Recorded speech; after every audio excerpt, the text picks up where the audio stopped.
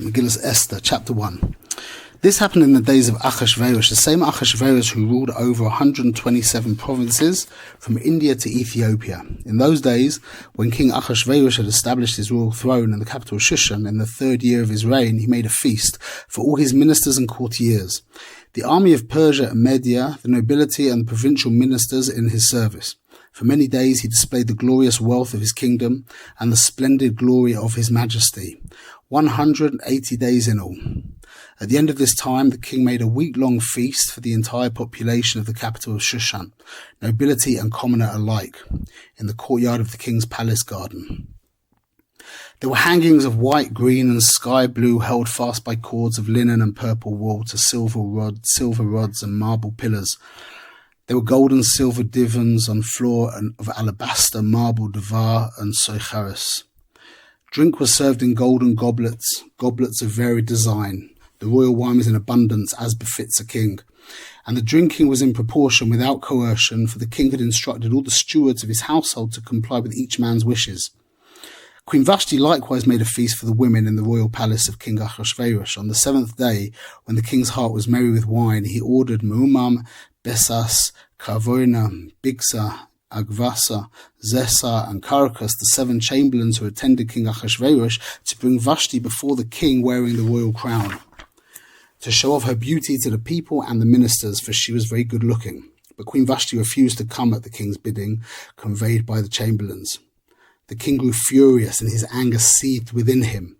So the king conferred with the sages, those knowledgeable of the times, for it was the king's practice to bring such matters before all who were versed in the law and justice. Those closest to him were Kershana, Sesa, Admasa, Tarshish, Meres, Marsena, and Memucham, the 7 princes of Persia and Media, who had direct access to the king and were of senior rank in the kingdom. The king asked them, "What is the law regarding Queen Vashti for failing to obey King Achashverosh's bidding conveyed by the chamberlains?" Whereupon Memucham spoke up in the presence of the king and the ministers. "Queen Vashti has wronged not only the king, but also all the ministers and all the peoples in the provinces of King Achashverosh. For what the queen did will come to the attention of all the women, who will then denigrate their husbands, noting that King Achashverosh ordered Queen Vashti to be brought before him, but she would not come. While the noble women of Persia and Media, who have heard that the queen did, will cite it today to all the king's nobles, there will be plenty of contempt and provocation. If it please the king, let me issue an irrevocable edict written into the laws of Persia and Media that Vashti may never again enter King Achashverosh's presence, and let the king confer her royal title upon a woman better than she. Then the king's proclamation will be heard throughout his kingdom, vast though it is, and all women will show respect to their husbands, nobility and commoner alike." This plan pleased the king and the ministers, so the king did as Memucham suggested. He also dispatched letters to all the king's provinces, to each province in its own script, to each people in its own language, to the effect that every man shall be master of his house and speak the language of his own people. Chapter 2. Sometime after this, King Achashverosh's anger abated. He thought of Vashti, of what she had done and what she had been decreed against her. The king's valets said, "Let beautiful young virgins be sought for the king. Let the king appoint officers throughout all the provinces of his kingdom to gather all the beautiful young virgins to the capital Shushan, to the harem under the supervision of the king's eunuch Haggai, guardian of the women.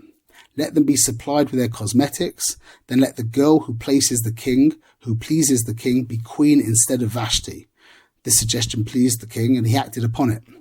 In the capital of Shushan, there lived a Jew by the name of Mordechai ben Yair ben Shimei, the son of Kish. He was a Binyami, who had been exiled from Yerushalayim with a group who were exiled along with the king Yekoniah of Yehuda, whom King Nebuchadnezzar of Bavel had exiled.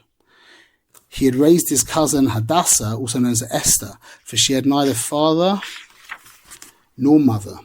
The girl was shapely and good-looking, and when her father and mother died, Mordechai adopted her as his daughter.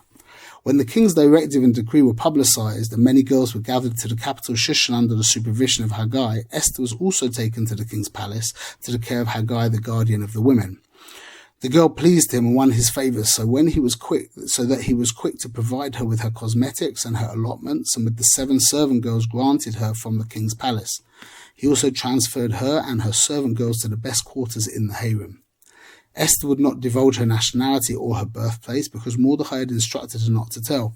Each and every day Mordecai would walk about in front of the harem courtyard to find out how Esther was faring and what was happening to her.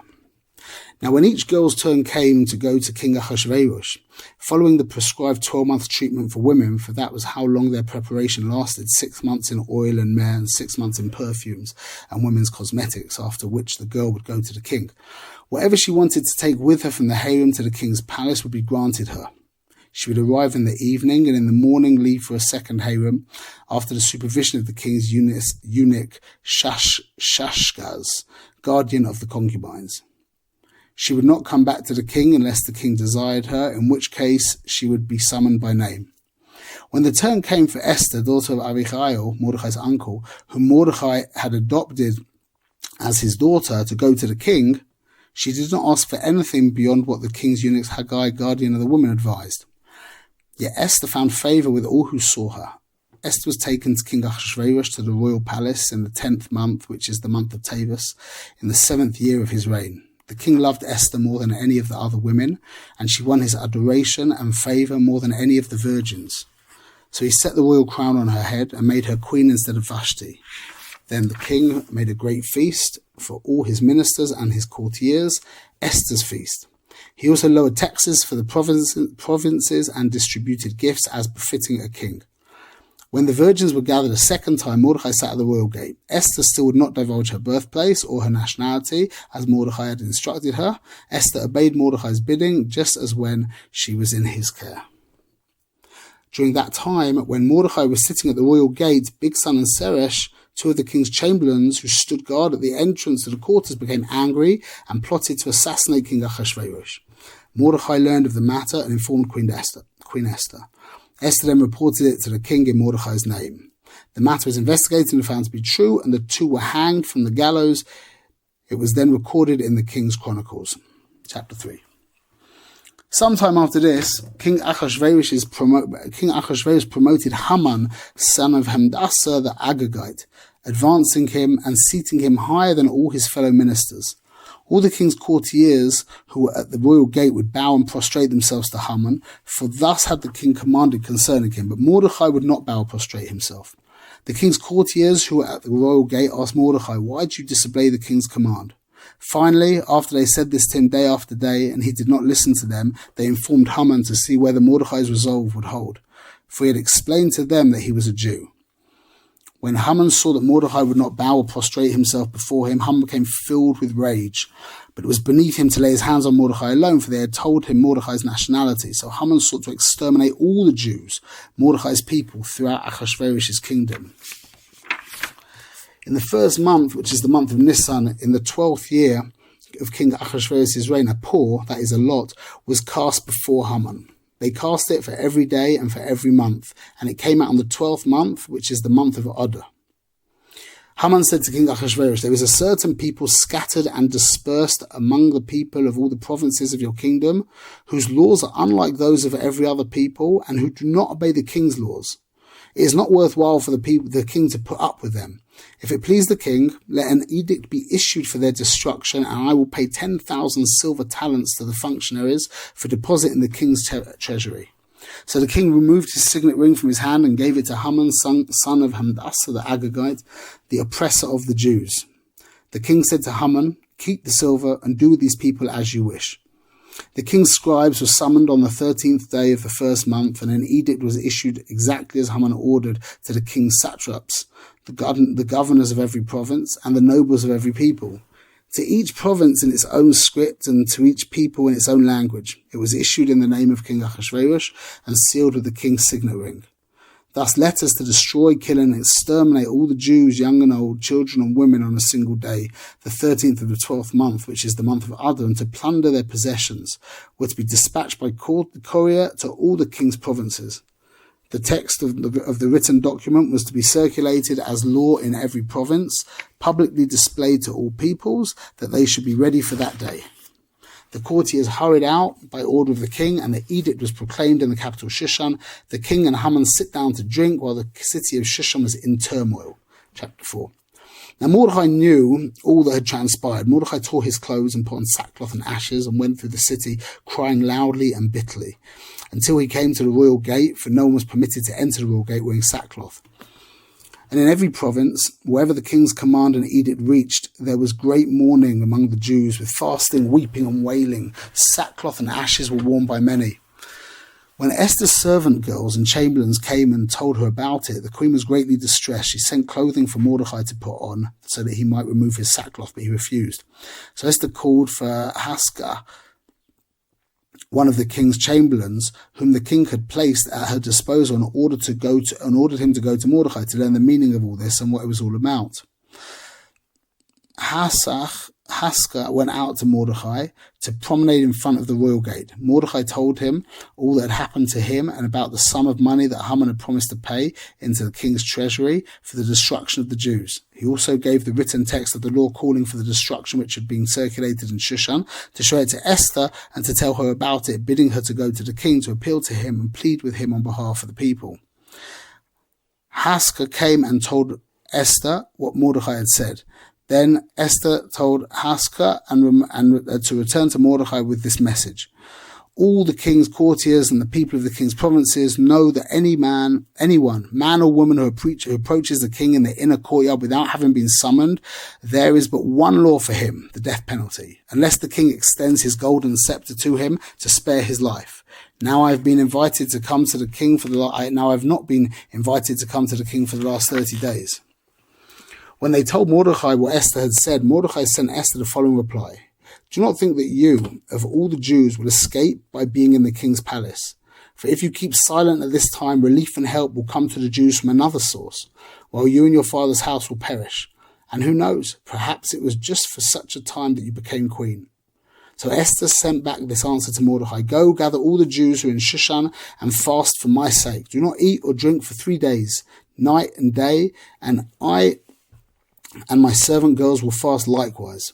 Then I will go to the king, though it is unlawful, and if I am to perish, I will perish. So Mordecai left and did exactly as Esther had instructed him. Chapter 5.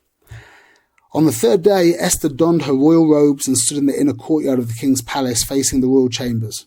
The king was sitting on his royal throne in the throne room, facing the entrance of the chambers. As soon as the king saw Queen Esther standing in the courtyard, she won his favor, and the king extended to Esther the golden scepter which was in his hand. So Esther approached and touched the tip of the scepter. What is it, Queen Esther? The king asked her. What is your request? Ask for up to half the kingdom, and it shall be granted you. Esther said, If it please the king, let the king and Haman come today to the feast which I have prepared for him. The king commanded, have Haman hurry to comply with Esther's bidding. So the king and Haman came to the feast which Esther had prepared. At the wine feast, the king said to Esther, What is your wish? It shall be granted you. And what is your request? Ask for up to half the kingdom, and it shall be done. Esther said in reply, My wish and my request, if I have won the king's favor, and if it please the king to grant my wish and to carry out my request, let the king and Haman come to another feast which I will prepare for them tomorrow. Tomorrow I will do as the king bids. That day Haman left happy and content, but when Haman saw Mordecai at the royal gate and he did not get up or budge for him, Haman was filled with rage at Mordecai. Yet Haman contained himself until he got home. Then he sent for his friends and his wife Zeresh. Haman told them about his glorious wealth and his many children, and all about how the king had promoted him and advanced him above all the other ministers and courtiers of the king. And Haman said, What's more, beside the king, only I was invited to the feast Queen Esther made, and tomorrow too I've been invited by her along with the king. Yet all this means nothing to me whenever I see the Jew Mordecai sitting at the royal gate. So his wife Zeresh and all his friends said to him, Have them erect a gallows 50 cubits high. Then in the morning speak to the king and have them hang Mordecai on it. Then you'll be able to accompany the king happily to the feast. This suggestion pleased Haman, and he had the gallows erected. Chapter 6. That night the king's sleep was disturbed.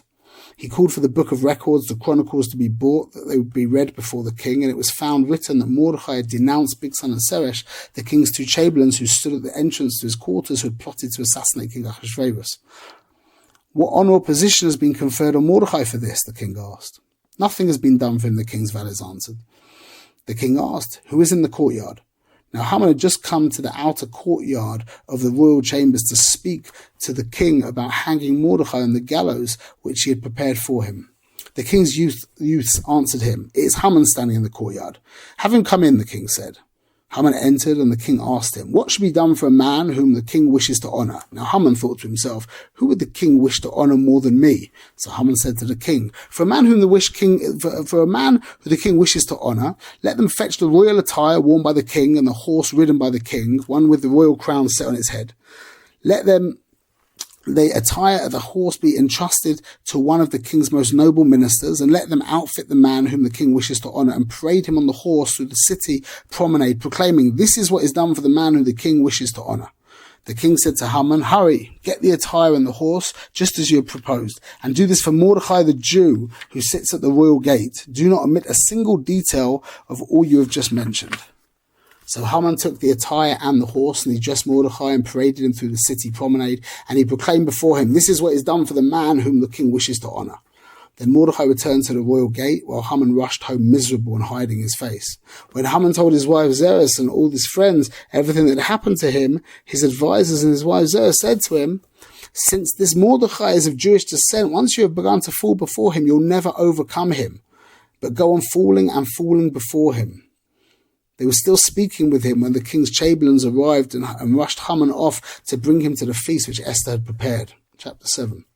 So the king and Haman came to the feast with Queen Esther on the second day. The king again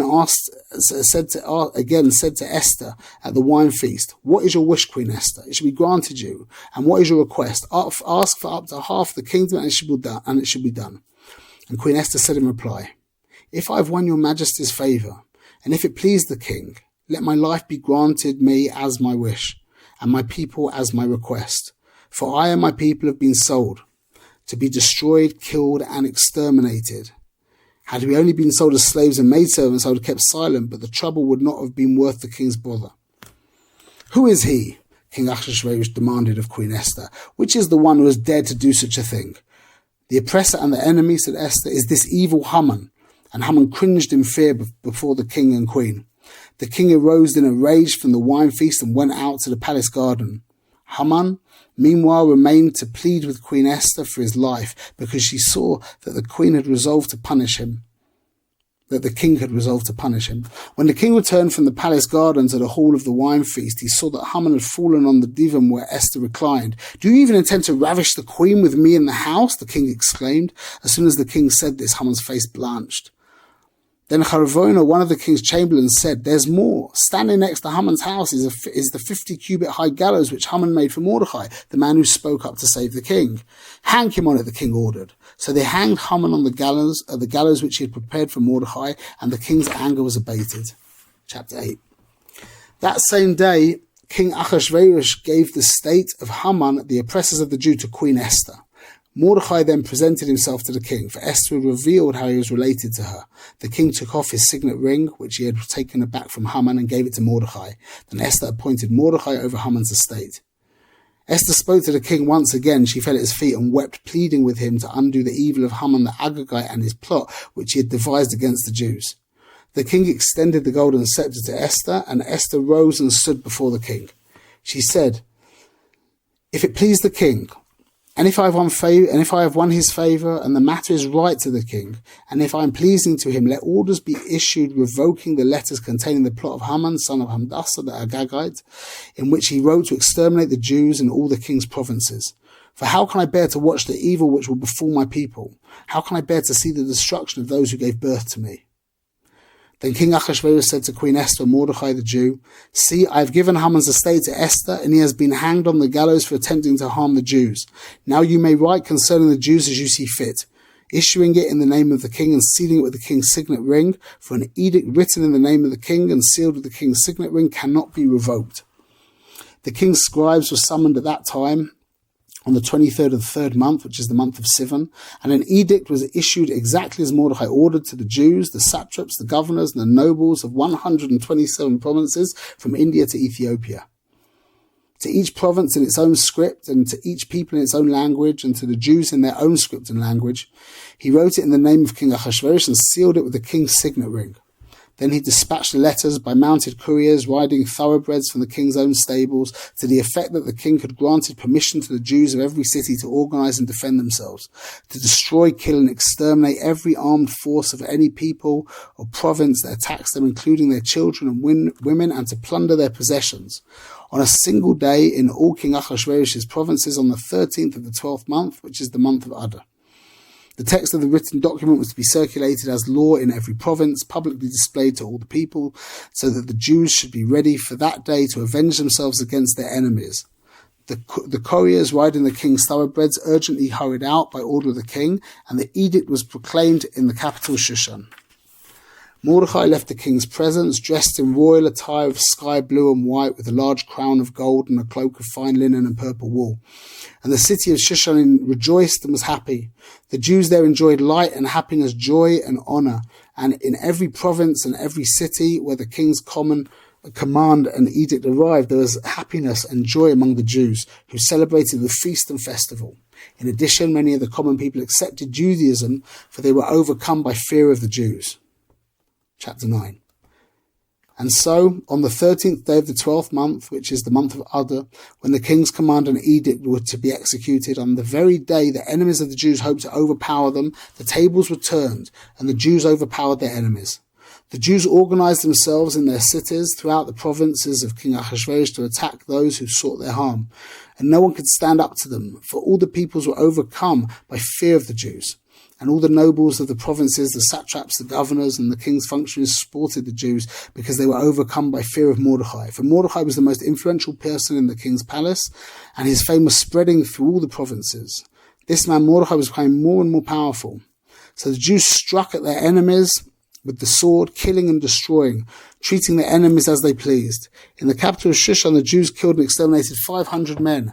They also killed Parshandasa, Dalphon, Aspasa, Parasa, Adalia, Aridasa, Paramasta, Arisai, Aridai, and Vezasa, the 10 sons of Haman, Ben Hamdasa, the oppressor of the Jews, but they took none of the spoils. The same day, the number of those killed in the capital Shushan was reported to the king. The king said to Queen Esther, "In the capital Shushan, the Jews have killed and exterminated 500 men, as well as Haman's 10 sons. What must they have done elsewhere in the provinces of the kingdom? Now what is your wish? It shall be granted you. And what further requests you have, it shall be done." Esther answered, "If it please the king, let the Jews of Shushan be allowed to do tomorrow as they have done today, and let them hang Haman's 10 sons on the gallows." The king ordered that this be done, so the edict was circulated in Shushan, and they hanged Haman's 10 sons. The Jews of Shushan also organized themselves on the 14th of the month of Adar and killed another 300 men in Shushan, but took none of the spoils. And the rest of the Jews, those in the king's provinces, organized and defended themselves and rid themselves of their enemies. They killed 75,000 of their enemies, but took none of the spoils. That was on the 13th day of the month of Adar, when they rested on the 14th of the month and made it a day of feasting and rejoicing. But the Jews of Shushan organized themselves on both the 13th and 14th of Adar. Then they rested on the 15th of the month and made it a day of feasting and rejoicing. Therefore, village Jews, those who live in unwalled towns, make the 14th day of the month of Adar a festival of rejoicing and feasting, and for sending portions to one another. Mordecai recorded these events. Then he sent letters to all the Jews in all the provinces of King Ahasuerus near and far, urging them to observe annually the 14th and 15th days of the month of Adar, the same days on which the Jews gained relief from their enemies, and the month which had been transformed from them from one of sorrow and mourning to one of happiness and festivity. They were to observe them as days of feasting and rejoicing, and for sending portions to one another and gifts to the poor. So the Jews undertook as an obligation the practice that they had begun and that which Mordecai had prescribed for them. For Haman, the son of Hamdasa, the Agagite, the oppressor of all the Jews, had plotted to exterminate the Jews and so cast a lot, to terrify and exterminate them. But when Esther came before the king, he ordered by means of a new letter that Haman's evil plot, which he had devised against the Jews, should boomerang back on his own head. And they hanged him and his sons on the gallows. This is the reason they named these days Purim, after the poor. Therefore, on account of everything mentioned in this epistle, why they saw fit to act as they did and what had happened to them, the Jews confirmed and took upon themselves and upon their descendants and upon all those who might join their ranks to inviolably observe these 2 days in their prescribed manner and at the proper time each year. Consequently, these days are to be remembered and observed in every generation, in every family, province and city. And these days of Purim shall never cease from among the Jews, nor shall the memory of them die out from among their offspring. Then Queen Esther, daughter of Abigail, and Mordecai the Jew wrote with full authority to ratify the second Purim epistle. Letters were dispatched to all the Jews in the 127 provinces of Ahasuerus' kingdom, words of peace and truth, that they should keep these days of Purim at their proper time, just as Mordecai the Jew and Queen Esther had obligated them to do, and just as they had confirmed and taken upon themselves and their offspring the obligation of the fasts and accompanying lamentation. Esther's ordinance ratified these Purim obligations, and it was recorded in a book. Chapter 10. King Ahasuerus levied a tax on both the mainland and the islands. All his mighty and powerful acts, and an account of the greatness to which the king advanced Mordecai, are recorded in the chronicles of the kings of Media and Persia. For Mordecai the Jew was viceroy to King Ahasuerus, a leader among the Jews, and approved of by most of his brethren. He sought the good of his people and was an advocate for peace for all of their descendants.